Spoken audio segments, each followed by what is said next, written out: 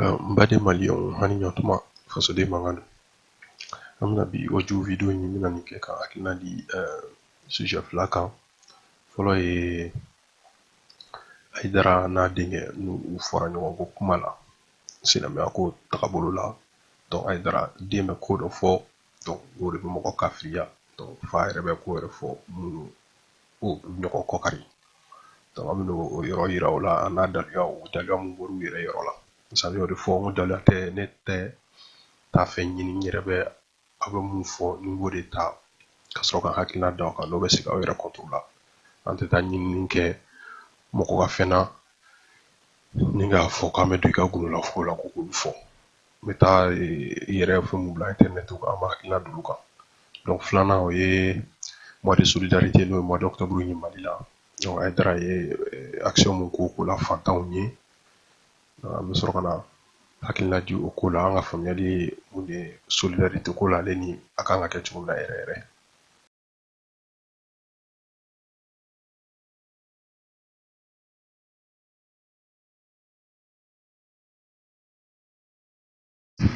Mɔgɔ ma ye kuranɛ sɔsɔ o tɛ silamɛ mɔgɔ ma ye kuranɛ sɔsɔ o tɛ silamɛ mɔgɔ ma ye kuranɛ sɔsɔ o tɛ silamɛ mɔgɔ ma ye kuranɛ sɔsɔ o tɛ silamɛ o ye kira ka kuma ye mɔgɔ maa mana harifu kelen nangari kuranɛ na o tigi bɔ silamɛya la o ye kira ka kuma ye mɔgɔ maa mana harifu kelen nangari kuranɛ na o tigi bɔ silamɛya la o ye kira ka kuma ye mɔgɔ maa mana harifu kelen nangari kuranɛ na o tigi bɔ silamɛya la o ye kira ka kuma ye mɔgɔ maa mana harifu kelen nangari kuranɛ na o tigi bɔ silamɛya la. ala ko mɔgɔ si tɛ gundo dɔn ala ko e kafiri bi wuli k'i jɔ n'o ye diɲɛ kɔnɔ ko ni maa min kɛra kɛra k'o kafiri ara ni maa min ka gundo dɔn o kafiri ara mais o ye kuma jumɛn ye buguridalaw b'i minɛ k'i turu kɔrɔ ka buguri gosi walahi i natɔ ye dumuni min ye o b'a fɔ o tuma na i ka ala ye nkalon de ye kafiri n'i ka ala ko mɔgɔ ti gundo dɔn n'ale ala tɛ dɔ y'i ka to dunnen f'u ye hali o t'i bɔ yɔrɔ dɔn o tuma na e ka ala ti tiɲɛ fɔ o kuma n'a sɔrɔla mɔgɔ ti gundo dɔn ala kɔ ni mɔgɔ ye gundo dɔn o tuma na aw ka ala min ko ten aw ka ala tɛna kɛ tiɲɛ ko u ti ko dɔn ka kuma de wa. mɔgɔ ma ye kuranɛ sɔsɔ o tɛ silamɛ mɔgɔ ma ye kuranɛ sɔsɔ o tɛ silamɛ mɔgɔ ma ye kuranɛ sɔsɔ o tɛ silamɛ mɔgɔ ti gundo dɔn ala kɔ n tɛ naganaga k'a ye o gundo dɔ ka gɛlɛn bilahi o gundo dɔnna ba kɛmɛya la a ye karamɔgɔ kelen dun ma ala dɛ min ko mɔgɔ ti gundo dɔ fɔ ala ne b'a jira a la ne tɛ ala ye mais talahi n mago b'a karamɔgɔ sinana n b'i sigi c'est-à-dire n ti yɔrɔ jan d'i ma quoi mais n bɛ san kelen dafalen d'i ma bilahi san kelen kɔnɔ ka na i na dɔw fɛ yen i ye jɛnɛya hakɛ min kɛ ani i ye ala janfa ko dama min kɛ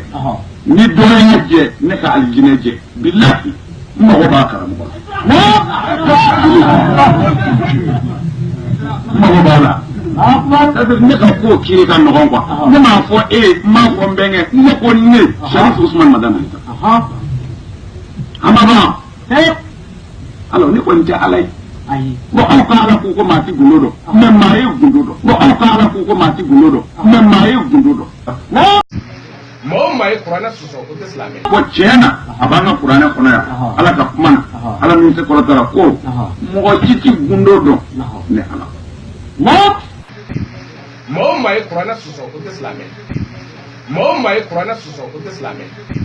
mɔgɔ ma ye kuranɛ sɔsɔ o tɛ silamɛ o ye kira ka kuma ye mɔgɔ maa mana harifu kelen nangari kuranɛ na o tigi bɔ silamɛya la o ye kira ka kuma ye mɔgɔ maa mana harifu kelen nangari kuranɛ na o tigi bɔ silamɛya la o ye kira ka kuma ye mɔgɔ maa mana harifu kelen nangari kuranɛ na o tigi bɔ silamɛya la o ye kira ka kuma ye mɔgɔ maa mana harifu kelen nangari kuranɛ na o tigi bɔ silamɛya la. N baden Maliɲɔnw a yɛrɛ nin mɛnɛ donc nin tun ye Aidara denkɛ a taara États-Unis a ye wajilu dɔ kɛ yen nɔ donc ni États-Unis alimami Malien alimami dɔ bɛ yen n'o y'a ɲininka baya ko kuma la ko baya nafa ye mun ye donc a ye jaabi min di a ma kɛ ne sakona jaabi a ma kɛ alimami yɛrɛ sakona jaabi ye mais a y'a to yen ten tɔ a kana fɔ k'a bɛ ka ko yɛrɛ ɲini mɔgɔw yɛrɛ ko k'a ka ko to yen tɔ Aidara denkɛ ko de ale tɛ nafa foyi ɲɛna ten parce que dɔrɔn alakira ko k'a kɛ a bɛ kɛ alakira ko ka seli i bɛ seli alakira mana fɛn fɛn fɔ donc o de kan ka kɛ donc o yɛrɛ kuma de ne fɛ parce que a ɲɛ bɛ kɛwale caman na olu yɛrɛ la notamment ale b'a fa yɛrɛ u bɛ ka kɛwale kɛ ko ala kɛra yɛrɛ fɛnw fɔ u yɛrɛ b'a fɔ ko y'olu mɔkɛ u bɛnbakɛ en tout cas olu bɔr'o la de donc o bɛ ko dɔw fɔ olu yɛrɛ tɛ k'o sira tɔgɔma donc o ni ala kɛra ye mun fɔ k'i kan k'o de kɛ donc o de ye silamɛya ye donc fɛn bɛ kuranɛ kɔnɔ fɛn kelen ni m'o latimɛ dɔrɔn i kafiriya de donc ne y'o kuma nin mɛn dɔrɔn non ne tɛ se ka to fo ka fɛn dɔ fɔ o kan ka da a yɛrɛ fa Hayidara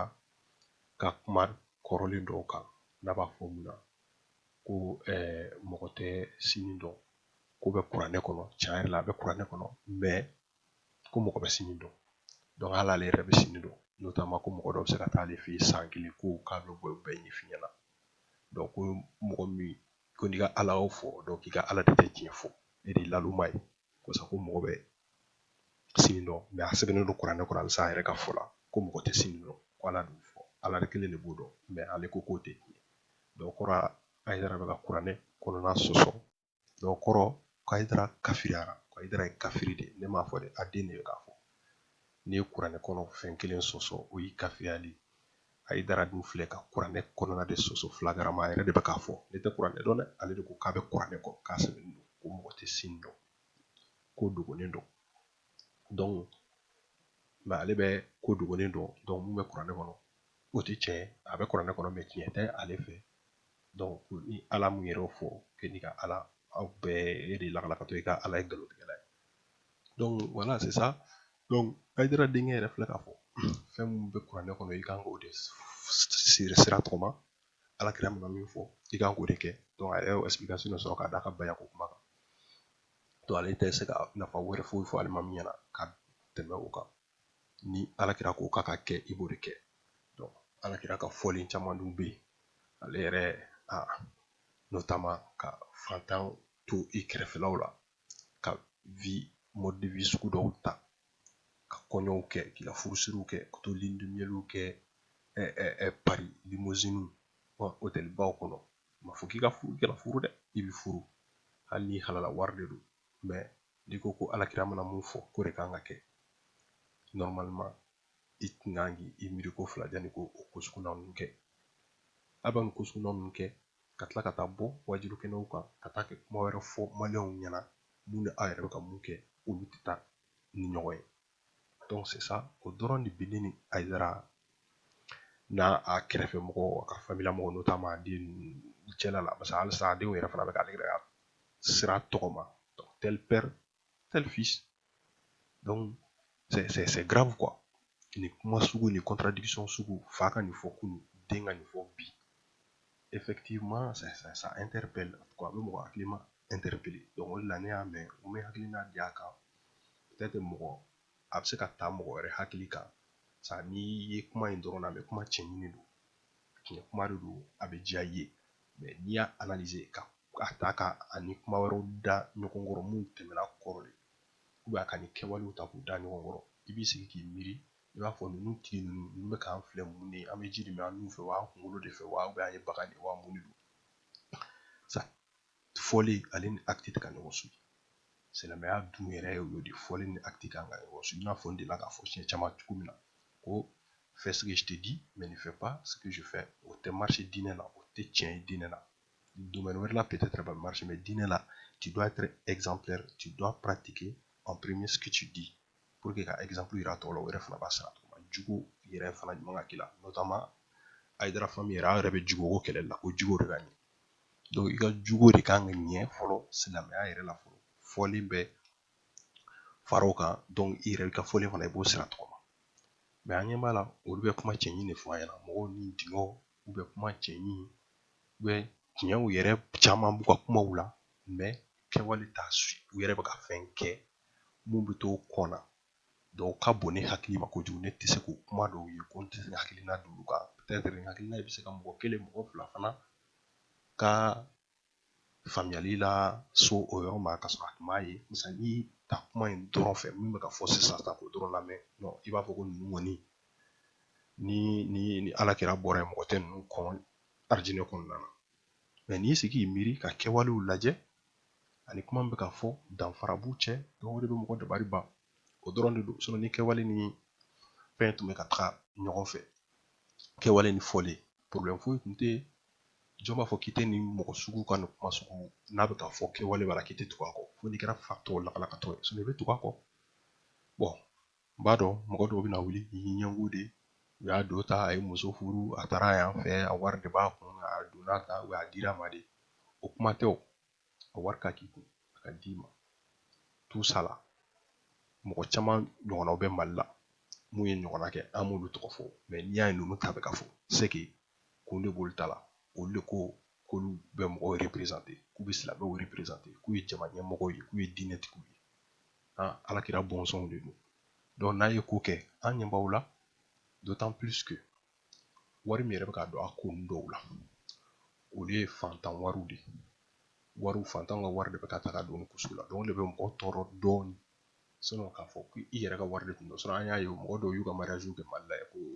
dɔw yɛrɛ ka fɔ la k'u ye cortège bɛɛ kɛ avion na an ma da don o la n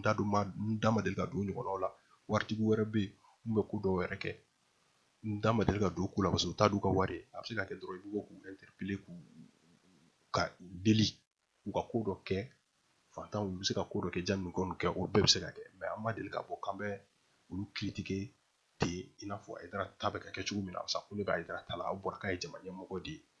mais a bɛ ka vie sugu dɔ kɛ ka mɔgɔw tɔw duguma halisa olu bɛ ɲani sugu dɔ la donc o de fɔra donc o yɔrɔ de tun don dɔrɔn ni kuma caman yɛrɛ tun tɛ na ko ye ko ye fɔ ko ban ou bien mɛn ko ye fɔ ko ban a yɛrɛ y'a mɛn denkɛ ye mun fɔ ani Haidara yɛrɛ ye mun fɔ c'est juste pour vous donner une idée que nin famille ni on sait pas exactement u ka hakilina ye mun ye quoi sini cu sini ca sunu cu ca finman jɛman i t'a dɔn mun ye finalement quoi donc a kɔni a bɛ ne hakili tɔ peut-être a bɛ bɛn mɔgɔ caman hakili ma bɛɛ n'i ka faamuyali cogo de don mais ni ne ye nin kuma sugu mɛn n tɛ se ka to ten dɔrɔn fo n ka bɔ n ka hakilina d'a kan a bɛ se ka kɛ a bɛ mɔgɔ dɔw wɛrɛ fana sɔn hakili la donc o dɔrɔn de tun ye yɔrɔ ye donc an bɛna solidarité yɔrɔ ye fana la après an bɛ hakilina di o fana kan ani kɛrɛfɛden kɛlɛli kalo ne hakili la a bɛ n'a fɔ u y'o ta kuranɛ de kɔnɔ parce que an ka kira ko sallallahu alaihi wa sallam man lam yahtamu bi amrina falaysa minna silamɛw ka ko adamaden ko maa o maa ma kɛ cɛsiriba ye adamadenw dɛmɛni na ani ka hinɛ u la hali n'i bɛ seli ka sun kira ko ko i tɛ silamɛw dɔ ye mana ni anw ka jamana sera ka kalo dɔ ta tiɲɛ don diɲɛ dɔw bɛɛ ye hinɛ dɔw ye diɲɛ dɔw bɛɛ ye ɲɔgɔndɛmɛ dɔw ye diɲɛ dɔw bɛɛ ye ka dɛsɛbaatɔw lajɛ ni ɲɛɲuman ye diɲɛ dɔw bɛɛ y'o ye mais ni jamana sera ka kalo kelen ta ka o yɛrɛ tɔgɔ da hinɛ kalo la n'o kɛra kɛcogo yɛrɛ la ala k'an na hinɛ jamana na o kama parce que n'a sɔrɔla somɔgɔw bɛ ala la o ye dɛsɛbaatɔ ninnu de ye ala ma se kɛ minnu ye se ni bɛ minnu ye ka olu dɛmɛ o de bɛ ala nisɔndiya mana ni jamana y'o ta ka kalo dɔ kɛrɛnkɛrɛn o la an b'a fɔ jamana ye baara min kɛ an b'u fo u la k'u encourager o la ka fariw ka u la k'u dɛmɛ o baara la alors tuma min na a fɔra k'u ye ne ta a diyara n ye kojugu sabu ka d'a kan an bɛ baara o baara kɛ diɲɛ na yan lahara an bɛ taa segin a bɛɛ kan ala ɲɛna kelen kelen sɔrɔ an ka kalanyɔrɔ la n'o ye asura ye an kumana kan ka mɔgɔw su ka kɛ ɲɔgɔn dɛmɛ kan an bɛ min fɔ o la u ye ne min kɛ parrain ye min ka jɛkulu fo n'o ye jamiyat ansarudinil islamiya ye min ka jɛkulu fo fana n'o ye haut conseil islamique ye min ka jɛkulu fo n'o ye leader religieux ye a bɛɛ tu y'a ka bonya n'a ka karama yira n'a k'a fɔ a bɛnn'u ma n yɛrɛ ka association n'o ye jamiyat ansarudinil islamiya ye olu fana u ye n bonya u y'a yira u bɛ an accompagner u bɛ n kɔfɛ nin na a mana bɛn fɛn o fɛn ma u bɛ n dɛmɛ k'a kɛ ne yɛrɛ ni n ka denbaya n muso ni n denw an ye ŋaniya min siri ka gouvernement dɛmɛ ni o ye n'o ye an ka baara kɔrɔ ye o de ye an bɛnna kan yatimɛdenw minnu faw sara ka b'u bolo mɔgɔ 100 muso minnu cɛw sara ka b'u bolo ni se t'u ye o mɔgɔ 100 o mɔgɔ 200 an bɛnna kan k'an seko k'olu ye k'u nisɔndiya baara in daminɛ na k'a kalifara an ma o ye Hayidara n'a ka famille ye. Du jɔlen k'a ban Ansaru y'a san Faransi $800,000 ani joli ani $50,000. Bon $800,000 ani $50,000 n'u ye du san o la Faransi ka di Hayidara ma. Bon mɔgɔw b'o de ye quoi. Mais anw bi ɲɛ bɛ min na du sanni ye Faransi ya san na Amérique don dɔ la i bɛ taa ka bɔ a kɔnɔ de i bɛ da dugukolonin de la ka segin i tigi ma. Bon fɛn min bɛ laban dugukolo jukɔrɔ o de ye fɛnba ye. Bon mais Ansaru yɛrɛ y'a ye Hayidara tɛ se ka jigin hôtel la. A ma ɲɛ u ye du san. Bon o de papier dira anniversaire do. Bon an b'u fo sara bɛ Ala de bolo k'a ɲini Ala fɛ hali bi Ala ka hɛrɛ k'an n'u ye Ala k'an n'u dɛmɛ. Ala kira ka si bɛlɛ kan karamɔgɔw k'a fɔ éponge min yi Angleterre climatiseur voiture karamɔgɔw k'o ɲini Ala ka diinɛ bɛ taa ɲɛ. Ayi o tɛ taa kunfin de kan k'a ye karamɔgɔw bannen don fɛn bɛɛ la k'u sɛnɛ Ala la n'u ka duloki koloni ye. Mais ni kunfin y'a ye karamɔgɔ bɛ diɲɛ fɛ ka tɛmɛ ale kan est-ce que a bɛ se ka karamɔgɔ faamu bilen? Ayi o tɛ kɛ. Mbade Malion, Hayidara Magamene. Donc, par rapport à la solidarité, comme mois d'octobre et mois de solidarité Malila. Donc, apparemment, il y a un parrain au Kula. Donc, avec un discours changement. Baké, or là, il y a un extrait, il y a un extrait. Nous serons. Voilà ça. Moi, il y a un discours changement. Ni namé. Abe mɔgɔ nisɔndiya a bɛ espoir yɛrɛ d'i ma k'an ka jamana ka ni mɔgɔw ba sugu b'an ka jamana kan minnu bɛ fɛ ka hinɛ fantanw na minnu bɛ fɛ ka jamana fantanw ka hakɛ d'u ma walasa mɔgɔ kana kɛ bolo kɔfɛ fɛn i n'a fɔ a bɛ kɛ tubabu jamanaw kan cogo min na mais n'i y'a ye extrait vidéo ni 2 tɔ tɔgɔ la ou audio vidéo 2 tɔ tɔgɔ la c'est pour vous montrer cɛkɔrɔba image wɛrɛ mun tɛ kuma cɛɲi dɔrɔn parce que n'i ye solidarité kuma in lamɛn i b'a fɔ ko ni ne bɛ jɛn ka ko bɛɛ kɛ ka di ma parce que a bɛ baara min na hɛrɛ baara de don jamana ma silamɛya baara de don ɲuman baara de don ni arijinɛ kɔnɔ mɔgɔ de mais n'i y'a ta k'a d'a ka ko wɛrɛw kan tuguni par rapport avec ka kuma min kan nin ka fantanw ka hakɛ d'u ma notamment a b'a fɔ u ye ale n'a ka famille o tɛ Ansarudine ko yɛrɛ to jɛkulu ko to k'ale yɛrɛ n'a ka famille a muso n'a denw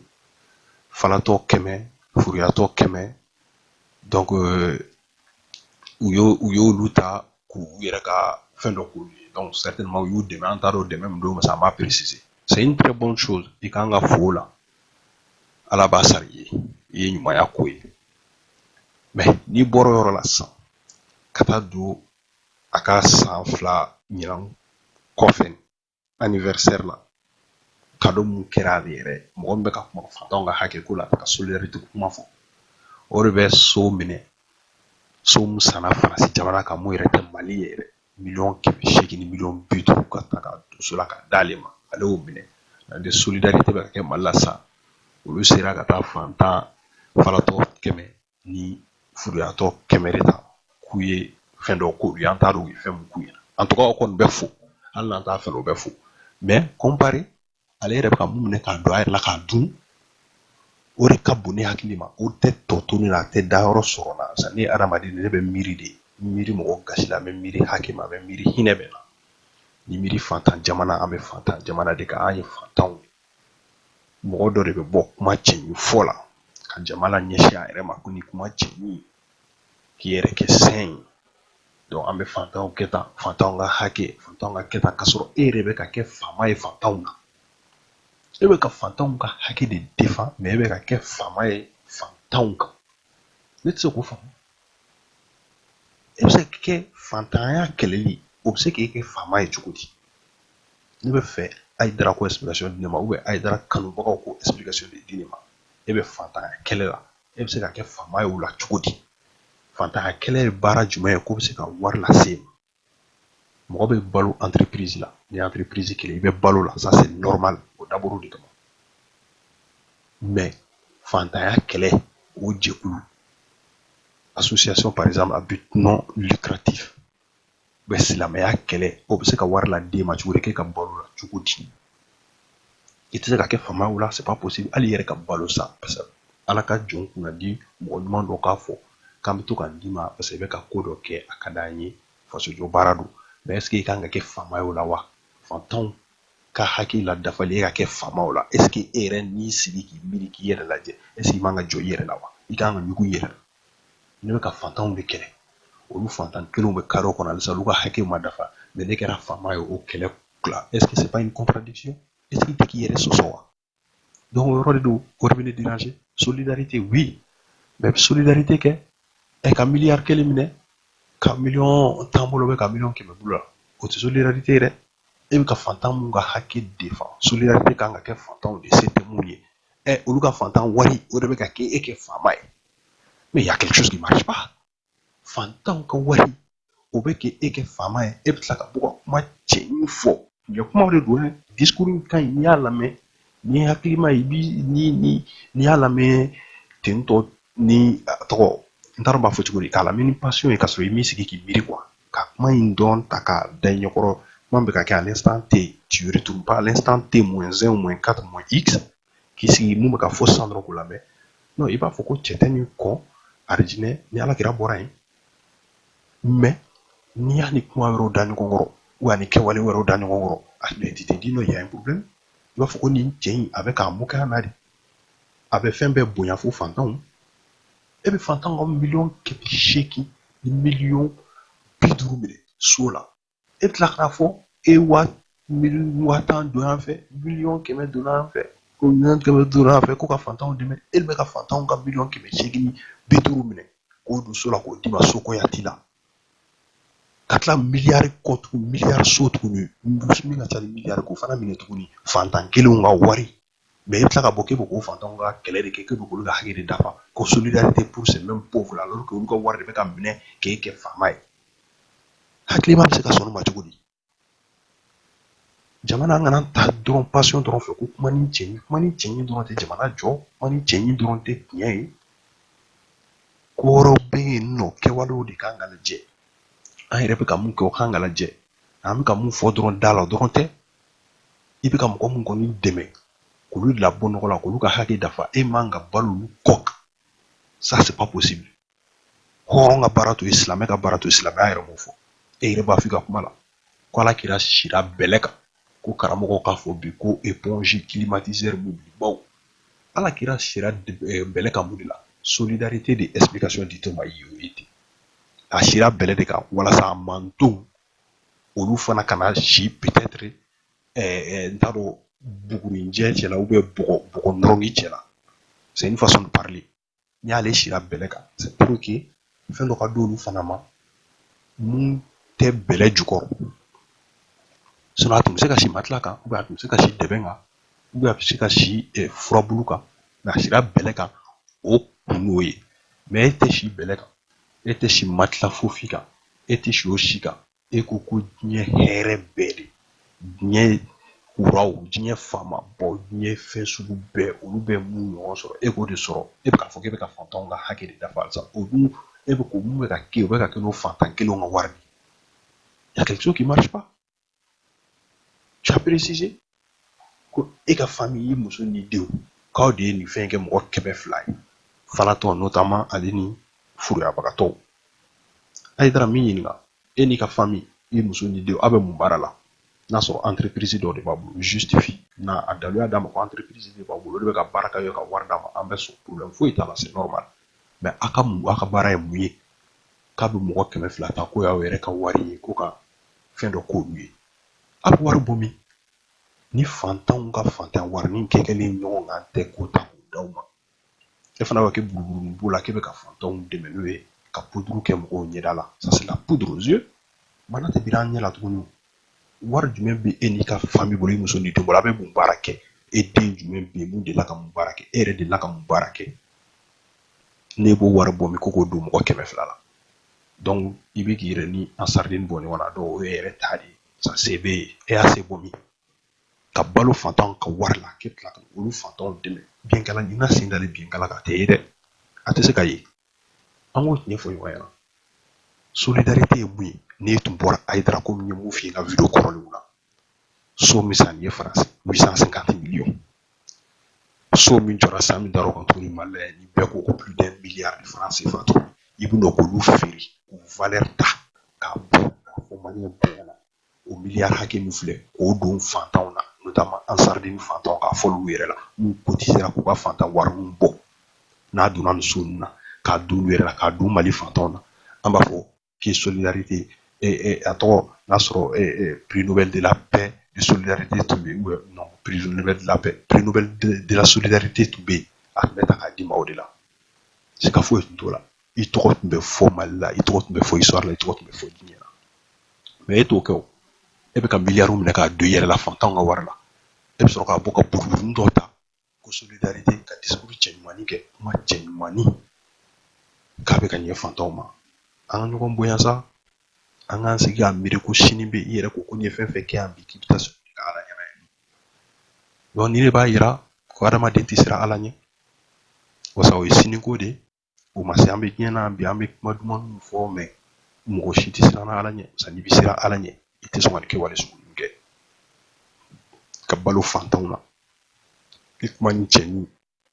ou bien ko mun ka d'u ye ko mun dalen don nin kan k'i yɛrɛ k'o défendibaga ye notamment le cas du Mali silamɛya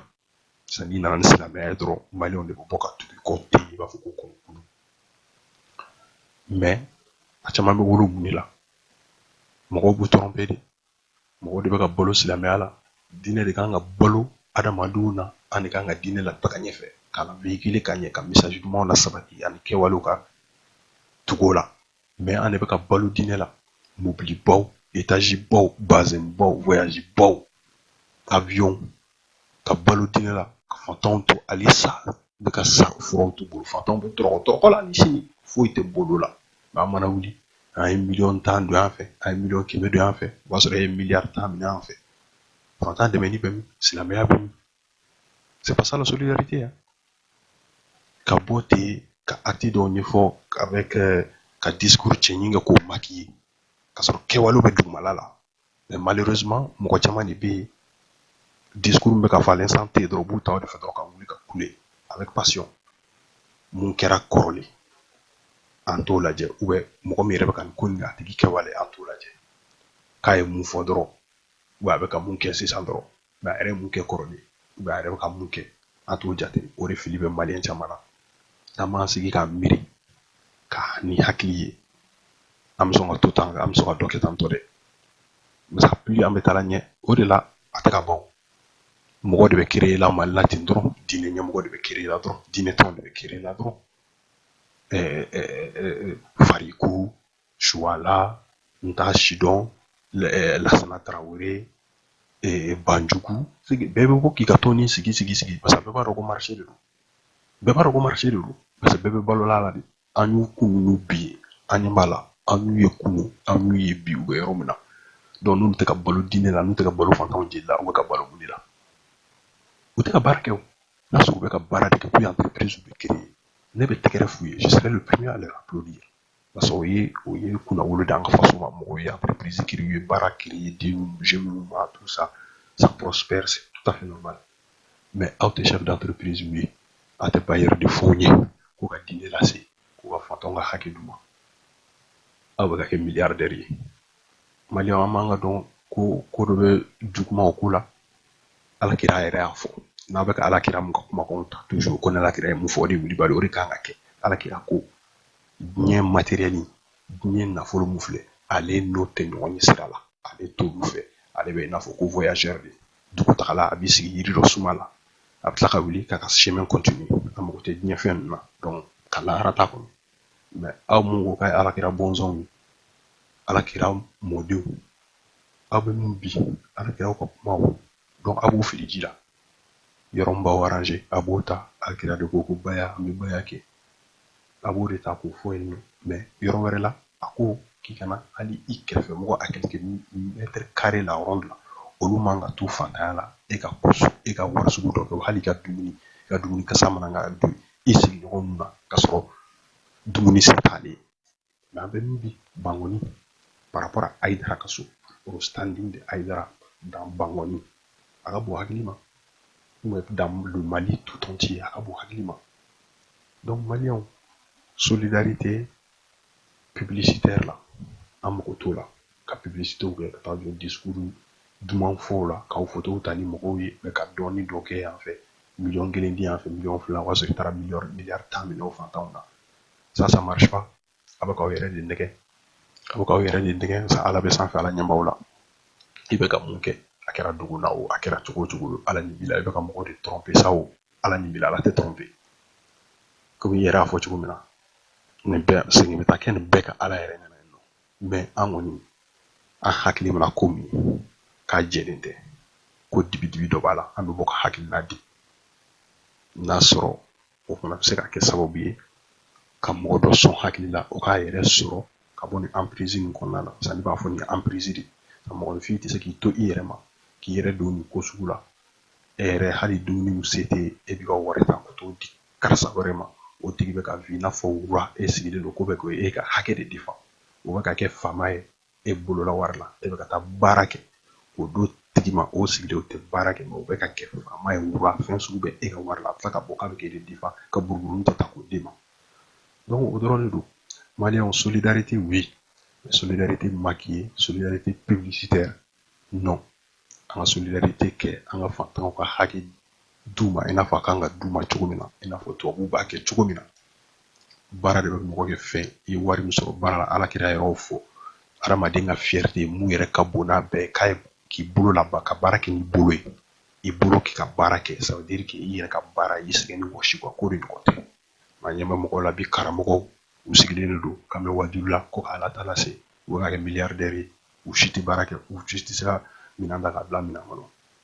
donc an bɛ taa min jamana bɛ jɔ ta n'i kumana i bɛ diinɛ mɔgɔw contrôle la dɛ i bɛ mɔgɔbaw contrôle la i y'a don yan fɛ i y'a bɔ tan i tɛ mɔgɔ bonya i ye ɲɛngo de ala de y'a k'a ye a dira an ma de an de y'an ka wari d'a ma o si ko tɛ an ka baara kɛ n'an hakili an ka miiri n'an hakili o dɔrɔn de fɔra logique de ɲɛnatigɛ ko bɛɛ ye silamɛya ye logique de adamadenya yɛrɛ ye logique de n'an tagara o logique kɔ an bɛ kɛ fɛn tubabuw b'o o ɲɛtaga de la bi na c'est ils ont été clairs, ils ont été logiques, ils ont été cartésiens. Ou t'es doudou ko nunu, ou t'es soroko nakachaya. Ou le ou banye, guansante, ni a un bec coffin, ça en golongolon. Guansante quoi, ou be ko bela. Ou a mo chama ere ba don ere. Ou le ku brito ko kan ku yere ke mo ba ni don ba ba yi no ba do près, un bec kolom kono. Ou ça les arrange comme ça. Vous savez que vie comme des rois et to me duma otolo kasrai. To ka boka ambulu la sondron. K'an bolo lasɔn ka sɔrɔ k'a f'u yɛrɛ ma k'olu ye geribu ye geribu o la n y'a fɔ ko Haidara e ye geribu min ala k'o geribuya o sababuya di maliyɛn bɛɛ ma Haidara ka geribuya in ala k'a sababuya di maliyɛn bɛɛ ma ala ka maliyɛn bɛɛ kɛ Haidara geribu ni ɲɔgɔnna ye a n'a ka famille geribu ni ɲɔgɔnna a n'a den geribu ni ɲɔgɔnna ala ka an maliyɛn ala k'an bɛɛ k'a ɲɔgɔnna ye o de tun don ka hakilina di solidarité ko in kan komi n yɛrɛ delila ka video dɔ kɛ solidarité ko in kan donc solidarité a sɛbɛlama mais solidarité ka bɔ ka tɔgɔ di yɛrɛ ma k'i yɛrɛ kɛ fɛn i tɛ mun ye an t'o fɛ donc voilà n balimadenw a k'an bɛn a ɲɔgɔnna wɛrɛ